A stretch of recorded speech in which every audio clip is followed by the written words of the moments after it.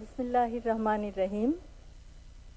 আজকের অনুষ্ঠানের সম্মানিত সভাপতি, মাননীয় প্রধান অতিথি প্রধানমন্ত্রী জনাব তারেক রহমান, মাননীয় মন্ত্রী অধ্যাপক doctor AZM Zahid Hossain MP, মাননীয় মন্ত্রী জনাব মোহাম্মদ সর্দার সাখাওয়াত হোসেন এমপি, মাননীয় প্রতিমন্ত্রী ডাক্তার M.A. মোহিত এমপি, সম্মানিত বিশিষ্ট চিকিৎসকগণ, কর্মকর্তা ও কর্মচারী বৃন্দ, সম্মানিত সুধী, আসসালামু আলাইকুম।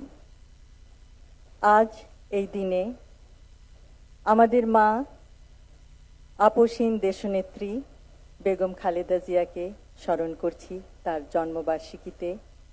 তিনি অমর, অব্যয়, অক্ষয়।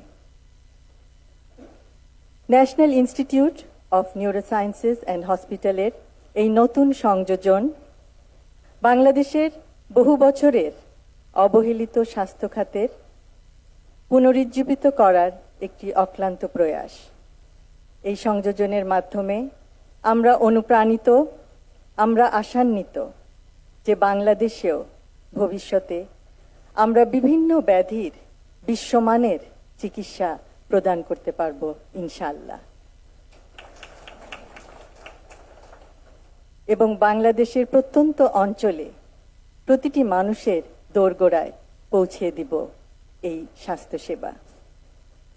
National institute of neurosciences and হসপিটালের সকল চিকিৎসক, কর্মকর্তা ও কর্মচারী বৃন্দকে জানাই আন্তরিক অভিনন্দন। ধন্যবাদ জানাই আমাকে এই অনুষ্ঠানে আমন্ত্রণ জানানোর জন্য। সকলকে ধন্যবাদ। আল্লাহ হাফেজ।